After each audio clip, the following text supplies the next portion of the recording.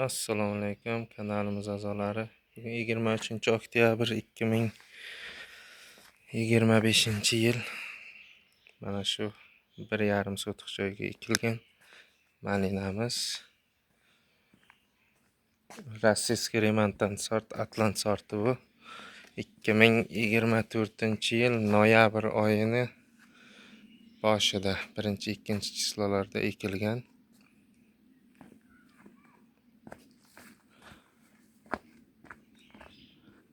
Ozgina joylarga ekib qanday daromad qilish malinadan shularni bir aytib o'tay deb. Mana bu hozir terilgan tomon. Mana shu joylardan to'liqda hosil terib olib bo'lindi. Massavay hosilni berib bo'ldi. Endi mana bu yon lateral shoxlardan hosillarni pishiryapti. O'zi kuz kelyapti. Kuz bo'ldi. Qish kelyapti demoqchiman. Bu degan malinalar uyquga ketishga tayyorlanyapti. Nasib bo'lsa, havo sovisa, uyquga ketadi. Keyin ko'chatga kavlaymiz bularni. Mana shu yerda 9 ta qator 15 ga 15 joy. 9 ta qator ekilgan.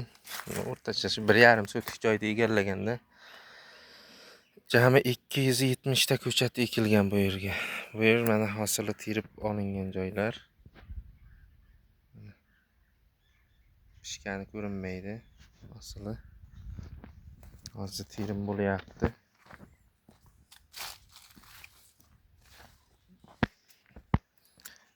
Men kanal o'zimniki, bloger emasman. O'zimizda qilayotgan shu malina qulupnay dehqonchilikni video qilib qo'yib boraman deb kanal ochganmiz. Mana terilmagan joylardagi hosillar. Kanalga a'zo bo'lib, like bosib, kommentariyalarga yozib qo'ysalaringiz kengroq tarqaladi. Boshqalar ham ko'rib, o'rganib manfaatdor bo'ladi. Juda yaxshi bo'ladi shunday bo'lsa. Bitta videoni ko'rgan kishi emas, boshqalar ham ko'radi, boshqalarga ham foydasi tegadi. Bu mana asosiy tepadagi hosilni bergan, kesilgan. Mana shu yerdan. Mana bu lateral shoxlar mana. Shoxlab yana hosil berib yotibdi. Mana. Xo'p, endi aytib o'taman degan gaplarim shu 270 ta ko'chatdan hozirgi kunda to'liq terib olingan hosil 257 kilogramm terilgan. Daftarga yozildi. Hammasi shuni bir hisoblab chiqdik.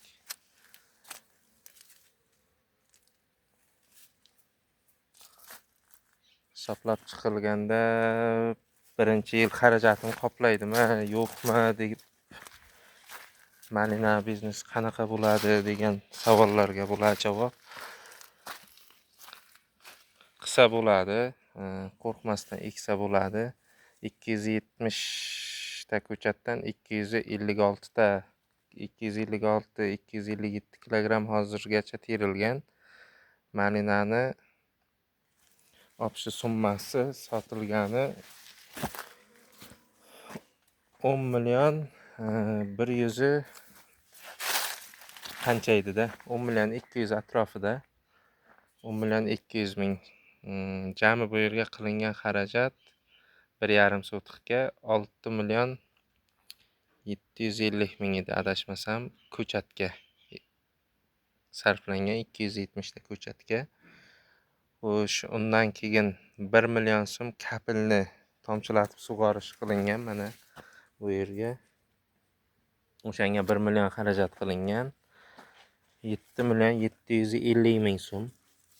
7 million 750 ming so'm. Unga qo'shamiz yana 2 million so'm. Bu tepadagi soya setkalar 55%lik 9 million 750 ming so'm. Endi 10 million 200 da 9 million 750 dan ayirib tashlaymiz. Qolgan summa nech pul qolgan bo'lsa daromad daromadga chiqqan pul bo'ladi. Keyingi mana bu hosillar to'liqda hozir daromadga o'tgan. Ko'pchilik birinchi yil ekiladi, ikkinchi yildan foydaga o'tiladi deydi. Agar to'g'ri qarab, yaxshi ko'chat tanlab, hosildor sort tanlab ekilsa, mana shunday natija qilsa bo'ladi. Kimnidir hovlisida 2 sotik, 5 sotik, 10 sotik bekor yotibdi, nima ekishni bilmaydi. O'shanaqa ekilaydigan bo'sh yotgan yerlarga mana shunday malinalar ekib qo'yilsa, terib sotib turilsa, ancha-muncha yaxshi daromad bo'ladi. Bu birinchi yilda bergan hosilda, birinchi yillik malina. Birinchi yil shunday beryapti.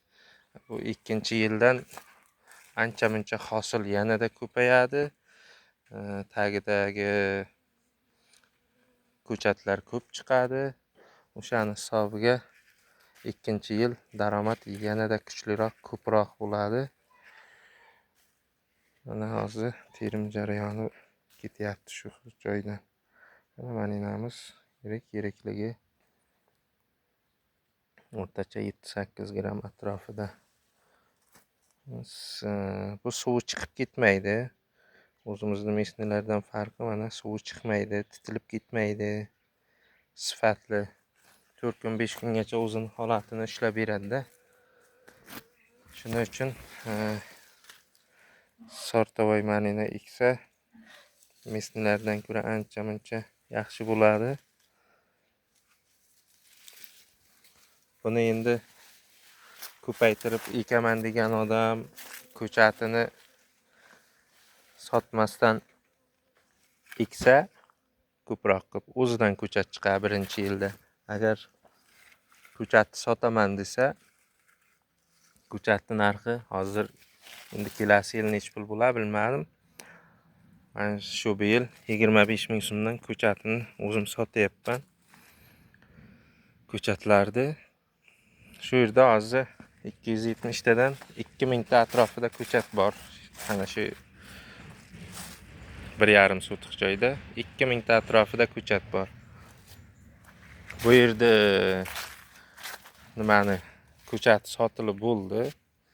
Zakazlar hammasi olib bo'lingan. Ochiq daladagi poliyamizni qo'yganmiz. Endi u poliyani nasib bo'lsa ko'chatlarga zakaz olishni boshlangan. Bu ham, daladagi ham hammasi bitta sort. Rossiyskiy shu Remontant sort, Atlant. Mana shunaqa hosildorligi bu massiviy hosilni berib bo'ldi. Mana bu shoxni uchlarida massiviy hosil beradi asosan. Mana bu yonboshdagi lateral shoxlar.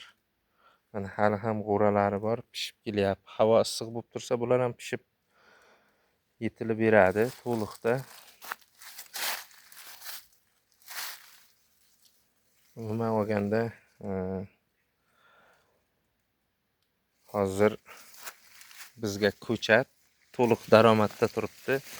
Ko'chat pulini hisoblansa, birinchi yildan o'zi ko'chat sotilsa, ancha-muncha daromadga o'tib ketadi. Ozgina yeri bor, nimadir ekaman deganlarga qo'rqmay aytaman, shu malinani ekingizlar.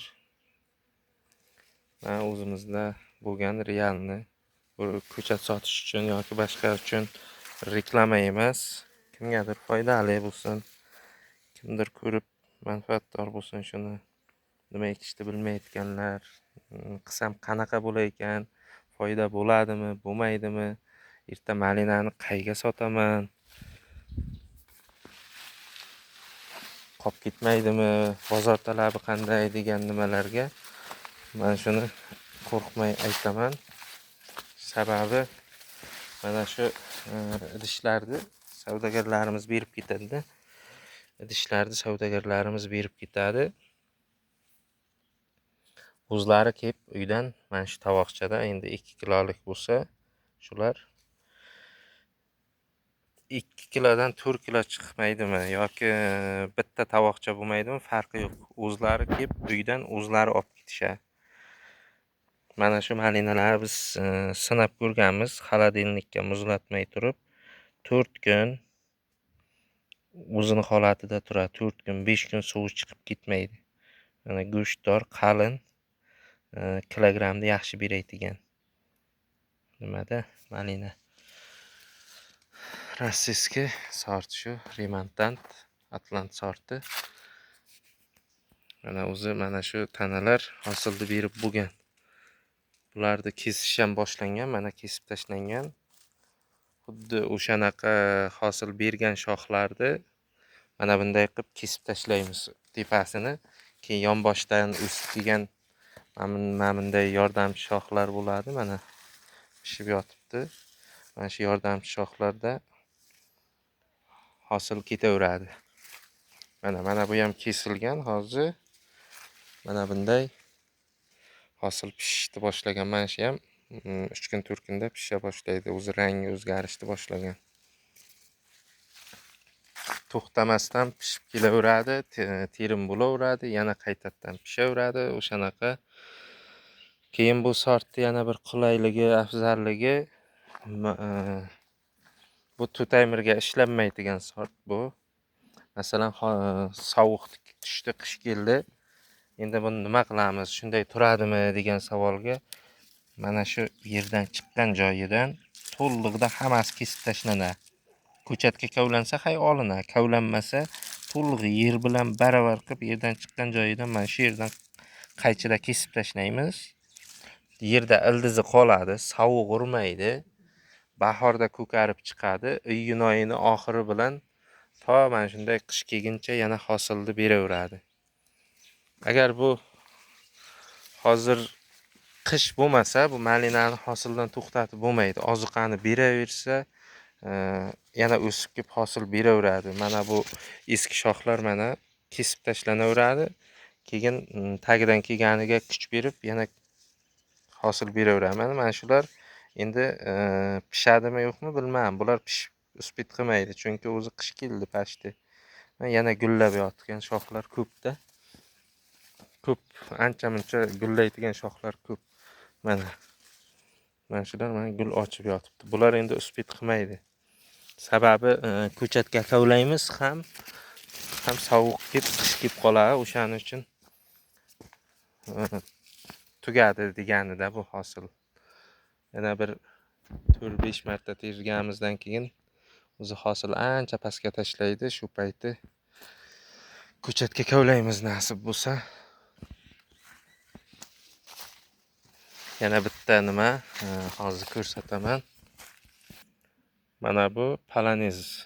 Polshani polonez degan sorti. Bu mana massovoy pishyapti bu. Mana ko'tarsam hozir to'kilib ketadi pishganlari. O'shaning uchun ko'tarmayapman. Ko'raylikchi. Mana polonez.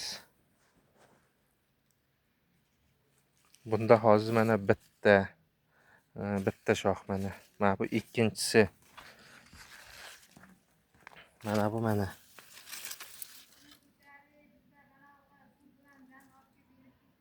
Uchinchisi. Mana bu to'rtinchisi. Buni hosilda berib bo'lgan. To'rtinchisi. Mana bu hosilda berib bo'lgan shox. Mana bu asosiy shox mana bu. Mana hosilini berib tugatib bo'lgan bu. Glavni o'sib kelgan shox mana. Buni aytmoqchi bo'lganim polonez sorti bilan Atlant sortini eksak to may oyidan o'rtacha mana shu vaqtgacha qish kelib sovuq kelib bu hosildan to'xtaguncha hosil olsa bo'lar ekan. O'sini Onun sababi bu Atlant sorti iyun oyining oxiridan pishadi, lekin ungacha mana bu polonezni eksak mana bu hosil bergan shoxli joylarini kesib tashlaymiz. Masalan, mana bu hosil mana shugacha. Mana bu yerda 30 santimetr turibdi mana. Mana shu yerdan kesib yuboramiz. Bunisini mana bu hosil bergan joyigacha mana bu yerdan kesamiz. Hamma shoxlarni o'shanaqa qilib, mana bu asosiy tanani qoldiramiz. Polonizni ertachi hosil olish uchun buni qoldiramiz. Buni tutaymirga ishlasa bo'ladi.